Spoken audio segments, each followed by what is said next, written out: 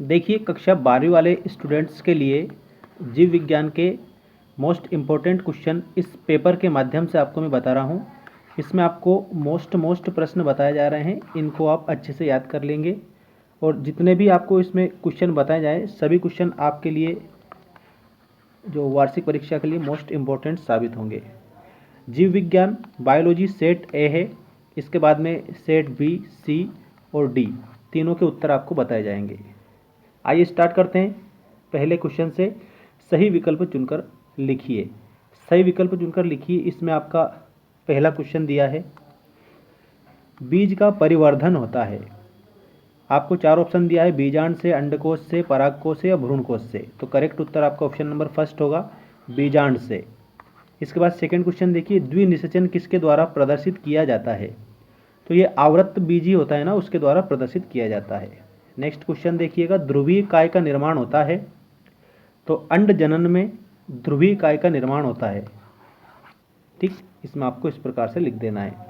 मनुष्य में भ्रूणीय झिल्लियों की संख्या कितनी होती है। मतलब कि ये क्वेश्चन आपको समझना है अच्छे से। जो भ्रूणीय झिल्लियाँ होती है ना, उनकी संख्या आपको इसमें बता देना है 4। ठीक, तो ऑप्शन नंबर थर्ड आपका करेक्ट होगा। मानव जनसंख्या का जनसांख्यिकी अध्ययन कहलाता है। तो आपको यहाँ पर डेमोग्राफी लिखना है, जनसांख्यिकी अध्ययन अर्थात डेमोग्राफी कहलाता है। ट्यूबेक्टोमी का उद्देश्य है, तो यहाँ पर निषेचन को रोकना जो है ट्यूबेक्टोमी का उद्देश्य होता है। इसके बाद में नेक्स्ट क्वेश्चन देखें आप सभी, जन्म दर तथा मृत्यु दर अनुपात कहलाता है। तो जो जन्म दर और मृत्यु दर अनुपात है वो जैविक इंडेक्स कहलाता है। आपको ऑप्शन नंबर फर्स्ट पर जाना रहेगा क्योंकि ये आपका करेक्ट है। ये सभी मोस्ट प्रश्न हैं, ये आप अच्छे से याद रखेंगे। वैज्ञानिक मेंडल ने वंशागति के कुल नियम प्रतिपादित किए थे। तो वंशागति के इन्होंने 3 नियम प्रतिपादित किए थे। टर्नल सिंड्रोम से ग्रसित व्यक्ति में गुणसूत्रों की संख्या होती है, तो इसमें आपको याद रखना है 45। डीएनए के एक चक्र में न्यूक्लियोटाइड्स पाए जाते हैं, 10 न्यूक्लियोटाइड्स पाए जाते हैं। यूएए, यूएजी एंड यूजीए कोडॉन होते हैं, तो समापन कोडॉन होते हैं ये, समापन कोडॉन। ठीक, इस पृथ्वी पर प्रत्येक 10 जंतुओं में से कीट की संख्या कितनी है। तो प्रत्येक 10 में से 7 कीट है, 7 आप याद रखेंगे इसमें।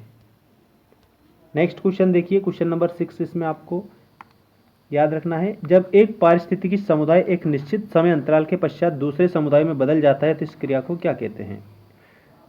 तो पारिस्थितिकी अनुक्रम कहते हैं इस प्रक्रिया को। तो आप याद रखेंगे पारिस्थितिकी अनुक्रम, ये आप लिखेंगे। ऐसे जीव जो दूसरे जीव के मृत शरीर का भक्षण करते हैं, मतलब कि मृत जीवों को खाते हैं, तो वो मृत भक्षी कहलाते हैं, मृत भक्षी। ऐसे आप इसमें याद रखेंगे, मृत भक्षी कहलाते हैं। इसके बाद में देखिए नेक्स्ट क्वेश्चन, सही जोड़ी बनाइए। एड्स, तो इसमें आपको याद रखना है, इसको आपको मिलाना है ऑप्शन नंबर 4 से, एसटीडी। प्रतिजैविक, तो जो प्रतिजैविक है अलेक्जेंडर फ्लेमिंग से आपको इसे मिला देना है। ठीक, इंटरफेरोन, इसको विषाणुरोधी प्रोटीन बोलते हैं, तो इसमें आपको विषाणुरोधी प्रोटीन। एंथ्रेक्स, जैव युद्ध, आप इसको करेक्ट याद रखेंगे। टीबी, इसमें आपको याद रखना है बीसीजी, ये बीसीजी का टीका लगता है। बायोगैस, तो बायोगैस में मीथेन। दाल कुल के पौधों की जड़ों में, तो राइजोबियम। ठीक है, राइजोबियम है वो, ऐसे आप याद रखना। अब इसके बाद में अगला जो क्वेश्चन है उसको आप देखेंगे, एक वाक्य में उत्तर लिखिए। लैक्टिक अम्ल के निर्माण में किस सूक्ष्म जीवी का प्रयोग किया जाता है। तो लैक्टोबैसिलस का उपयोग किया जाता है। तो मैं यहाँ पर लिख रहा हूँ, इसको आप नोट कर लें अच्छे से। परीक्षा के लिए ये पेपर आपके लिए मोस्ट इम्पोर्टेंट साबित होगा। इसमें से बहुत सारे क्वेश्चन आपको वार्षिक परीक्षा में देखने को मिलेंगे। नेक्स्ट क्वेश्चन देखिए, देश के जैव संसाधनों की चोरी, डकैती तथा गैर कानूनी दोहन को क्या कहते हैं? बायोपायरेसी कहते हैं। याद रखना, बायोपायरेसी कहते हैं। कवक व उच्च श्रेणी के पादपों की जड़ों के बीच सहजीवी संबंध क्या कहलाता है? तो माइकोराइजा कहलाता है। माइकोराइजा आप इसमें लिखेंगे। पारितंत्र के प्रत्येक पोषक स्तर पर कितने प्रतिशत ऊर्जा का प्रभाव होता है? तो 10% इसमें आप याद रखेंगे, 10%। पीसीआर का पूरा नाम लिखिए, तो polymerase chain reaction, polymerase chain reaction, ठीक है, पॉलीमरेज चेन रिएक्शन पीसीआर का पूरा नाम है। इसके बाद में अगला क्वेश्चन आप देखिएगा, आनुवांशिक अभियांत्रिकी में आणविक कैंची की तरह किसका उपयोग किया जाता है? तो इसका उत्तर आप लिखेंगे रेस्ट्रिक्शन एंडोन्यूक्लियेंज,